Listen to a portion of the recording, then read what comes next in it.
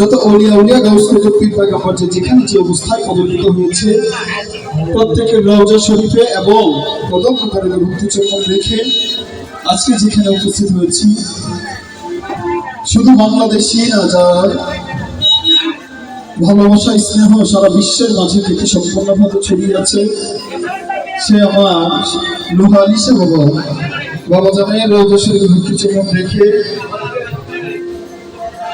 আমি যখন অনেক ছোট তখন থেকেই এই মাঝে আসা যাব, তবে বিশেষ কিছু কারণে সঙ্গীতকে ইতিমধ্যে কিছু আমার রাজ্যের ভিতরে চলেছে। আসলে খুব একটা সুযোগ সুবিধা হয় না আসার, আপনাদের দোয়ায় আল্লাহর অশেষ রহমত নিয়ে গাজীপুরের একটি সন্তান বিভিন্ন প্রতিযোগিতায় আছে, হ্যাঁ বিভিন্ন চ্যানেলে প্রোগ্রাম করছে। এটা আমি মনে করবো যে এটা আমার সুনাম না, আমার বাবা মায়ের সুনাম না, এটা গাজীপুর বসে প্রত্যেকটি মানুষের সুনাম।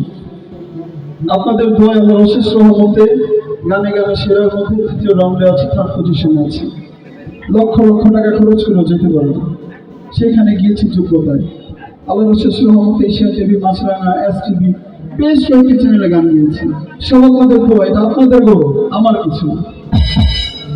তো ইতিমধ্যে অনেকেই উপস্থিত হয়েছিল, অনেকেই আসলে যার নাম তো না বললেই না, যিনি শুধু বাংলাদেশ কিনা সারা বিশ্বের মধ্যে একজন খ্যাতিমান সম্রাট ছিলেন, কিংবদন্তি ছিলেন, যাকে বাংলার বাউল পিতা হিসেবে এক সময় আখ্যায়িত করা হয়েছিল।